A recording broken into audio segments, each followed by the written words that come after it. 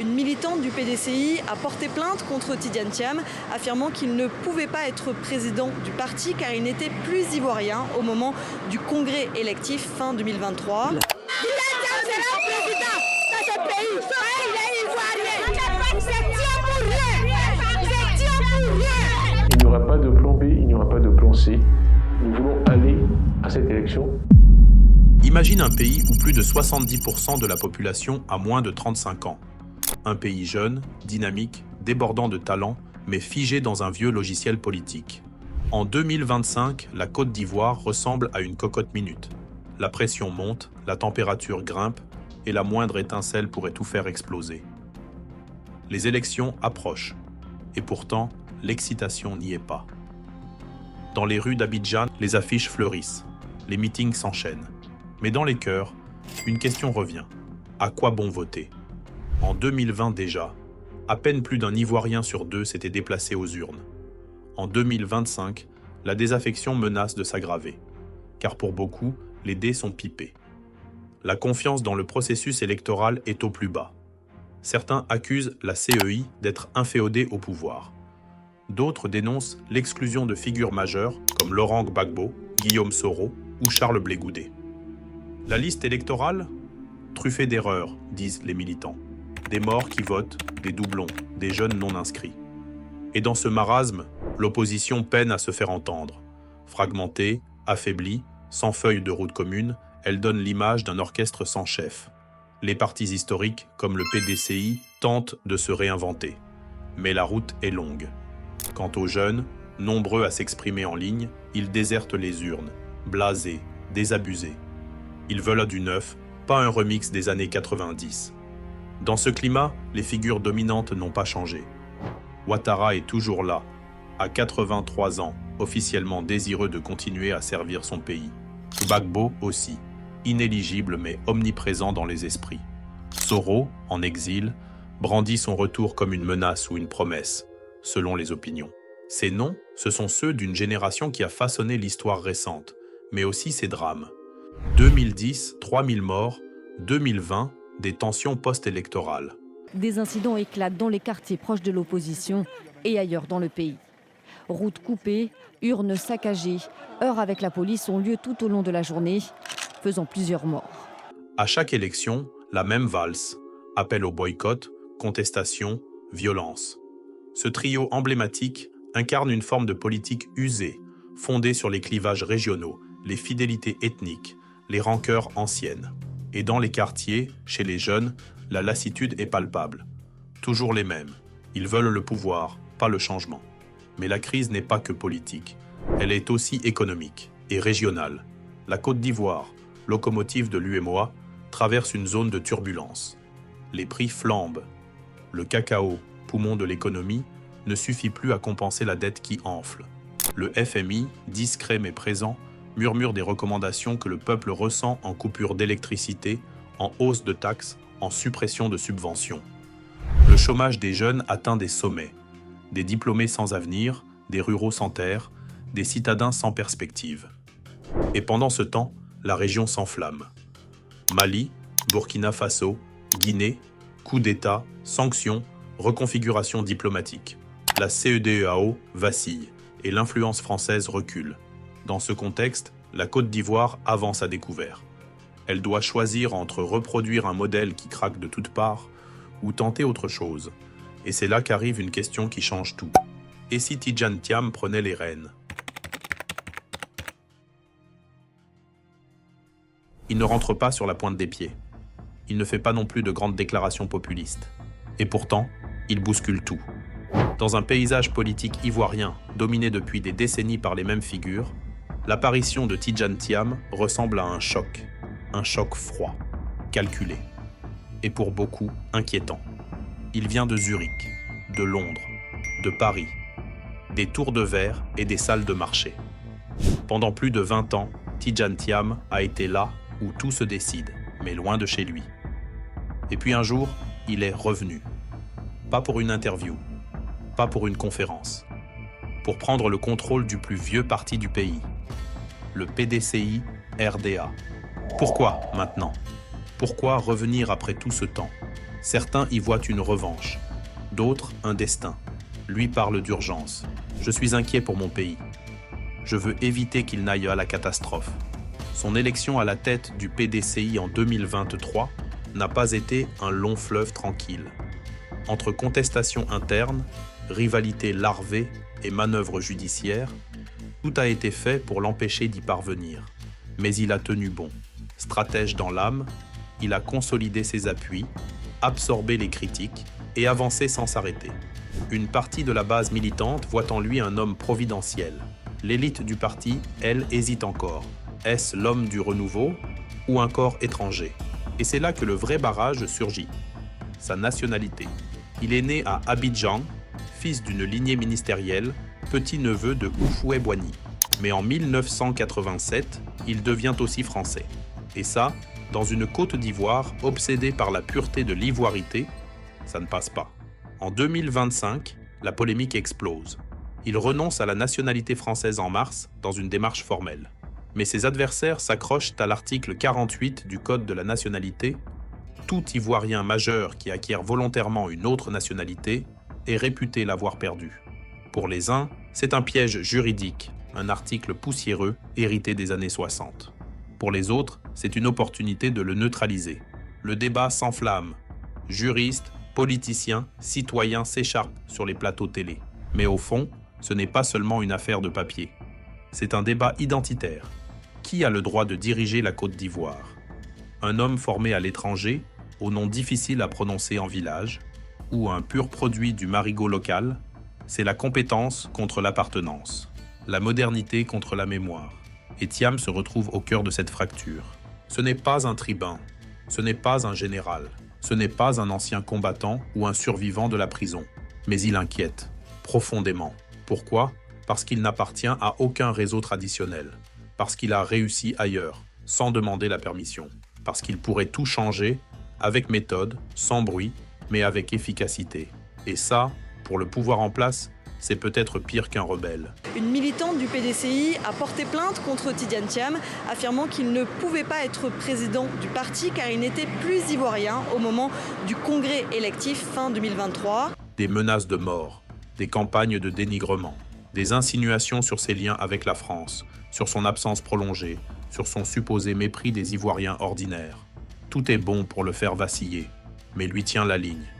Il parle peu, mais chaque mot est calibré. « Je suis pro-Côte d'Ivoire », dit-il. Dans les coulisses du pouvoir, on ne le dit pas trop fort, mais on le redoute.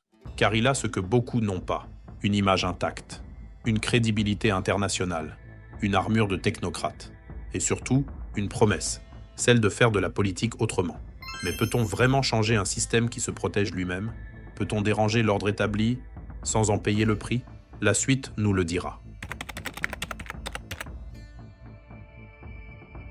Ce n'est pas un rêveur. Ce n'est pas non plus un politicien à promesses creuses. Tidiane Thiam est un homme de plans, de chiffres, de résultats. Et quand il parle de ce qu'il veut faire pour la Côte d'Ivoire, il ne parle pas d'utopie. Il parle de méthode, de rigueur, de transformation profonde. Il ne veut pas seulement gagner une élection. Il veut refonder l'État. On ne peut pas gérer un pays comme une entreprise. Peut-être. Mais on ne peut pas non plus continuer à gérer un pays comme un royaume tribal. Pour Tidiane Thiam, l'État ivoirien est sclérosé, trop lent, trop opaque, trop clientéliste. Alors sa première priorité, c'est de moderniser l'administration publique. Recrutement par mérite, numérisation des procédures, fin des dossiers qui dorment dans les tiroirs, place à l'efficacité. Il veut instaurer une e-gouvernance, où chaque acte administratif est traçable, chaque dépense publique justifiable, chaque fonctionnaire responsable, le modèle, ce qu'il a fait chez Crédit Suisse, en imposant la transparence après des années de scandales, ou encore chez Prudential, où il a transformé une vieille structure figée en machine de performance. Mais moderniser, ce n'est pas tout. Il faut aussi assainir. La corruption, il la considère comme une double trahison. Elle vole les pauvres et détruit la confiance. Thiam propose une approche de tolérance zéro, création d'une autorité indépendante, audit régulier, publication des patrimoines, et surtout, donner l'exemple au sommet. Son discours économique ne ressemble pas à celui des autres. Pas de promesses en l'air, pas d'aide à la volée. Il parle de structure, de répartition, d'équilibre. La fiscalité ivoirienne, selon lui, est injuste. Trop de poids sur les PME, trop d'exonération pour les grandes entreprises, trop peu de retours pour les contribuables. Il veut une réforme en profondeur. Élargir la base, alléger les charges sur les créateurs d'emplois, sécuriser les recettes. Son mantra, l'État ne doit pas étouffer l'économie, il doit la propulser. C'est pourquoi il propose un soutien massif au tissu entrepreneurial local. Accès au financement, simplification des démarches, accompagnement stratégique. Il veut créer des zones économiques locales pour stimuler la production de biens ivoiriens et renforcer la compétitivité. Et surtout, il veut relancer un vieux rêve abandonné, l'industrialisation. Nous ne devons plus nous contenter d'exporter du cacao brut et d'importer des tablettes de chocolat. Nous devons transformer ici, créer ici, employer ici. Pour lui, l'industrialisation n'est pas un luxe. C'est un levier de souveraineté, d'emploi et de stabilité. La souveraineté monétaire et le franc CFA est un sujet explosif. Beaucoup de candidats l'évitent ou se contentent de slogans. Pas lui. Tidjane Thiam parle du franc CFA avec nuance et clarté. Il ne plaide pas pour une sortie brutale. Mais il dit une chose simple. Une nation qui ne contrôle pas sa monnaie n'est pas souveraine. Il veut une zone monétaire repensée, maîtrisée par les Africains, avec un mécanisme de stabilisation régionale. Il propose une réflexion technique, documentée, sur les modèles possibles. S'inspirer de l'euro sans reproduire ses erreurs. Évaluer la faisabilité d'une monnaie ivoirienne ou sous-régionale et surtout, préparer la population et les acteurs économiques, au lieu de décider dans l'ombre.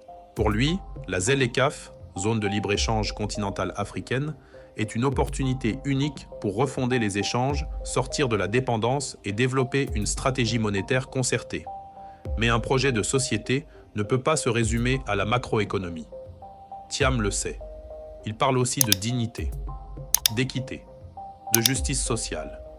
Il veut réformer l'éducation, pas en construisant plus d'écoles, mais en revalorisant la formation technique, en connectant l'enseignement aux besoins du marché. Le deuxième point, c'est le capital humain, des citoyens ivoiriens bien formés, bien éduqués et en bonne santé. Économie et équité. J'ai choisi ce titre parce que l'économie sans l'équité n'est rien. Le quatrième thème, c'est la société. On a dit une société diverse mais inclusive. Les deux vont ensemble. Le cinquième, c'est les nouvelles technologies. Utiliser les nouvelles technologies pour améliorer le bien-être des populations. Et le dernier thème, c'est le développement durable. Il veut que chaque jeune formé soit un jeune employable. Sur la santé, il vise une couverture plus large, avec un accent sur les zones rurales, souvent laissées à l'abandon. Il parle de centres médicaux de proximité, numérisation des dossiers médicaux, incitation pour les médecins à s'installer dans l'intérieur du pays. Et bien sûr, l'emploi des jeunes. C'est sa priorité numéro 1. Programme d'insertion, volontariat national, subvention à l'embauche. Il veut faire de la jeunesse ivoirienne une force active. Enfin, il insiste sur la réduction des inégalités régionales. Il ne veut plus d'une Côte d'Ivoire à 2 vitesses. Il propose un plan Marshall pour les zones délaissées, combinant infrastructure, formation, emploi et accès aux services. Pour lui, l'inclusion n'est pas une faveur. C'est un fondement de la paix durable. Le défi de l'implantation locale est peut-être le chapitre le plus compliqué de sa conquête. Pas à cause de ses idées, ni de son passé, mais parce qu'en Côte d'Ivoire, la politique se joue autant dans les villages reculés que sur les plateaux de télévision. Et là, Tidjane Thiam joue une partie d'échecs à plusieurs dimensions. Thiam connaît-il son pays ? C'est la question qui revient en boucle. Il est resté trop longtemps à l'étranger. Il ne connaît pas la réalité des quartiers. Il parle bien, mais il n'a pas marché dans la boue avec nous. 20 ans loin du pays, ce n'est pas rien. Il a dirigé des géants de la finance. Il a rencontré les plus puissants. Mais pendant ce temps, ici, le pays a changé. Les visages aussi. Le terrain s'est transformé en champ de mine politique. Mais Thiam n'est pas naïf. Il sait que sa réussite internationale ne suffit pas. Alors, il a entamé une véritable tournée de reconquête. Il est allé à Yopougon, saluer les vendeurs de rue. Il a été à Aboissau, à l'ouest, région stratégique, souvent oubliée. Il a même multiplié les clins d'œil à la diaspora, cette force souvent négligée, mais très connectée. Il écoute, il observe. Il parle peu, mais quand il parle juste. Et il sait qu'un regard neuf peut parfois être plus perçant qu'un regard usé par la routine. Un autre mur se dresse sur sa route. Le vote rural. Là où la route s'arrête, là où les électeurs n'ont jamais vu une carte d'électeur, là où les papiers d'identité sont un luxe. En Côte d'Ivoire, des millions de citoyens ne sont ni enregistrés à l'état civil, ni inscrits sur les listes électorales. Ils vivent, travaillent, votent, parfois, mais à l'ombre du système. Et c'est là que Thiam frappe fort. Lors d'une réunion avec des militants de l'Ouest, il lance « Ce n'est pas normal qu'on puisse gouverner 30 millions d'habitants avec 2 millions de voix ». Il pose le calcul. Sur 12,5 millions de majeurs, seuls 8 millions sont inscrits et encore moins votent. Il y a un gouffre entre les urnes et la réalité. Et ce gouffre, c'est là qu'il veut s'enraciner. La route vers le palais passe par l'Ouest, répète-t-il. Pas seulement pour des raisons arithmétiques, mais parce que c'est là que réside une part oubliée de l'électorat, migré depuis des décennies, fidèle mais silencieux. Il veut les réveiller, les enregistrer, les inclure, mais il ne marche pas seul. En face de lui, des machines de guerre politique. Le RHDP, parti au pouvoir, c'est l'appareil d'État. Administration, préfet, moyens logistiques, médias. Ils ont l'infrastructure.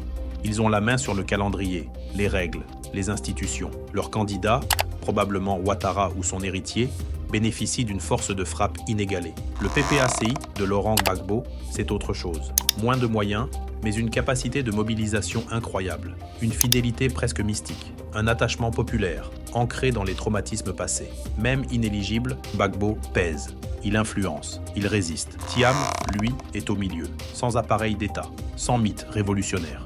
Mais avec un autre atout, la nouveauté crédible. Il peut parler à ceux qui n'écoutent plus les vieux discours. Il peut construire des ponts entre les régions, entre les générations. Mais il faudra passer le premier tour et survivre au second. Et pour ça, il faudra nouer des alliances, ouvrir des portes, accepter des compromis, tout en gardant sa vision. Car dans cette Côte d'Ivoire politique, celui qui gagne n'est pas toujours celui qui parle le mieux, mais celui qui sait s'implanter partout, même là où personne ne l'attend. On l'appelle comme ça ici, le marigot. Un monde feutré et brutal à la fois, fait d'alliances souterraines, de coups de téléphone décisifs à minuit, de serments prononcés et brisés dans la même journée. Bienvenue dans la politique ivoirienne, version réelle. Et c'est là que Tidjane Thiam doit faire ses preuves. L'homme des banques entre dans le monde des crocodiles. Le PDCI, c'est une légende politique. C'est aussi un monument lézardé par les années. Depuis la disparition de Bédié, le parti est en chantier. Et dans les couloirs, les murmures sont tenaces. Thiam, il est arrivé trop vite.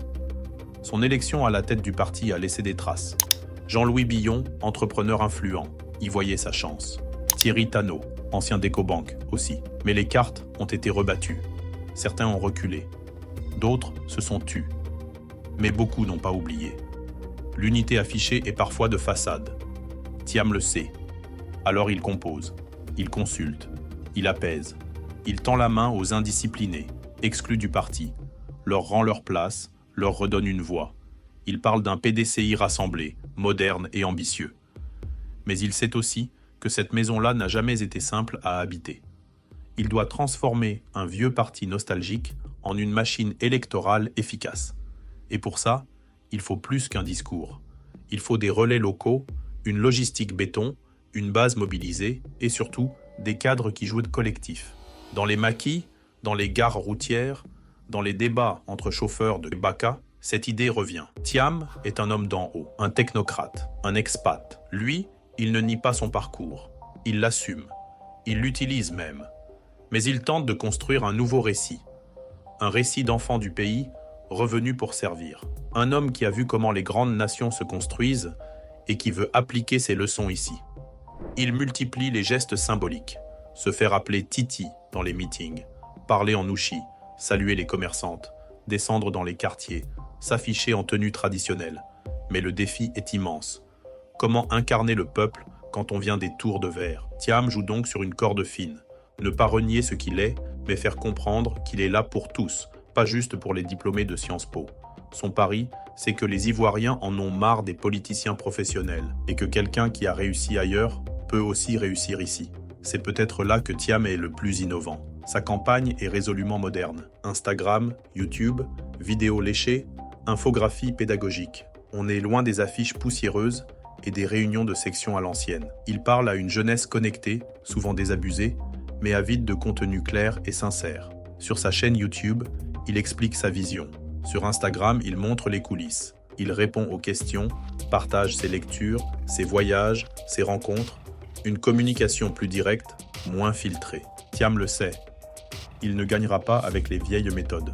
Il doit créer une autre dynamique, une autre énergie, une autre façon de faire campagne. Et si ça marche, ce ne sera pas seulement une victoire électorale. Ce sera un signal. Un signe que la Côte d'Ivoire peut changer, pas seulement de président, mais de génération politique. Et si il gagnait, ce n'est plus une hypothèse folle. Ce n'est plus un rêve de militant en t-shirt vert criant « Titi président » sous le soleil d'Abidjan. C'est devenu impossible, un vrai. Alors, imaginons, le soir du 25 octobre 2025, les résultats tombent. Et contre toute attente, ou peut-être grâce à une stratégie méthodique, Tidjane Thiam est élu président de la République de Côte d'Ivoire. Dès le lendemain, le pays retient son souffle. À quoi ressemblerait un mandat de Thiam ? D'abord, la composition du gouvernement. Pas de partage de postes pour calmer les clans. Pas de récompense clientéliste.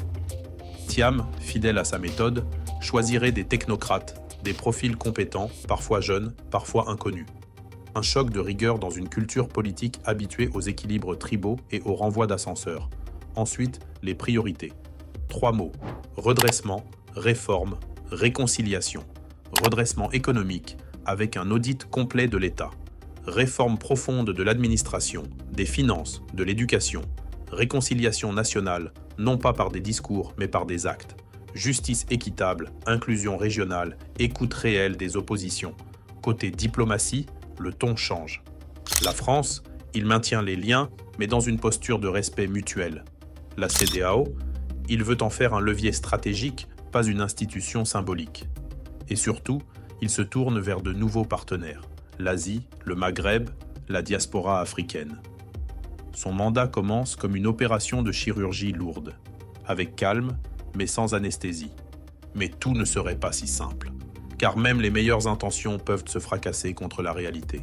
D'abord, ces réformes pourraient être perçues comme irréalistes, trop rapides, trop complexes, pas assez populaires. Supprimer des postes inutiles, informatise l'administration, c'est toucher aux intérêts de ceux qui tiennent les leviers, les corps intermédiaires, les syndicats, les chefs coutumiers, les grands opérateurs économiques, tous pourraient freiner, bloquer, saboter.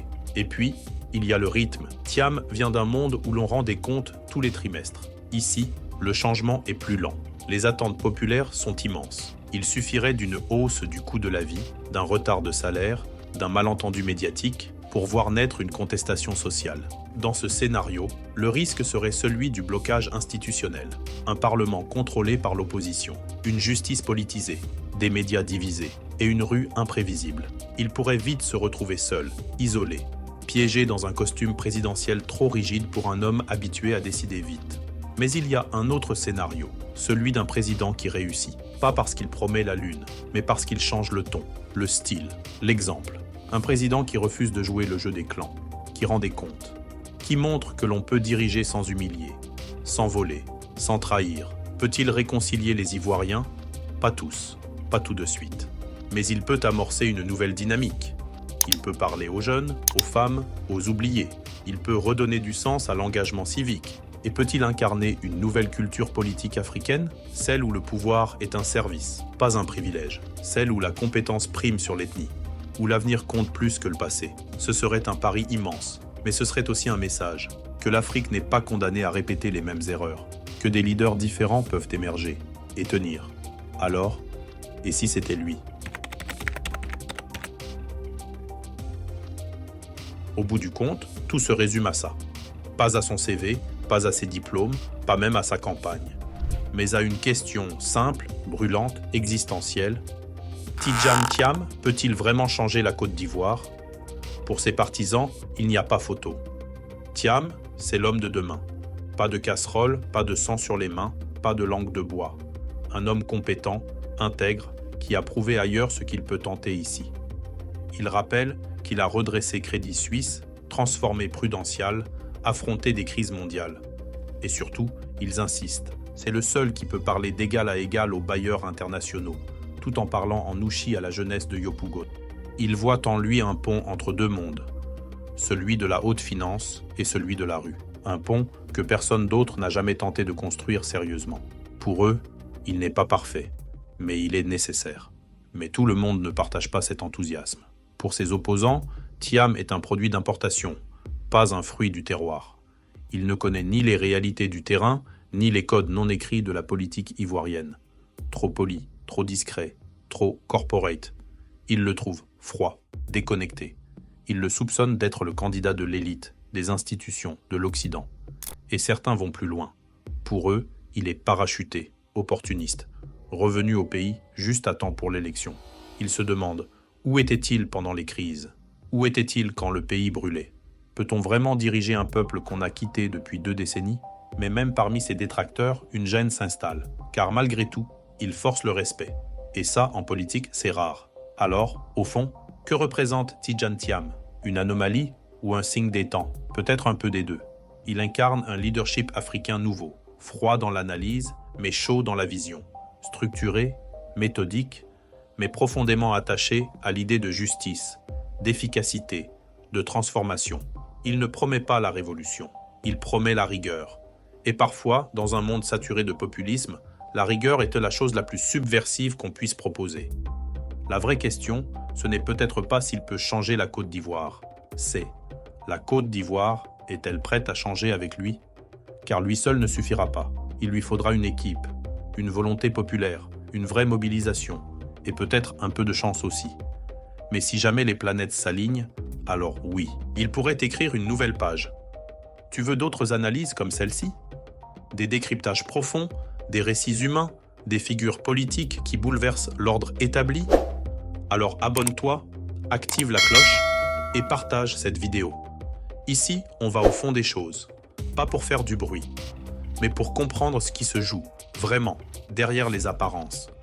La prochaine vidéo pourrait bien te surprendre, parce que ce n'est pas la surface qui nous intéresse, c'est la vérité qu'on cherche à raconter.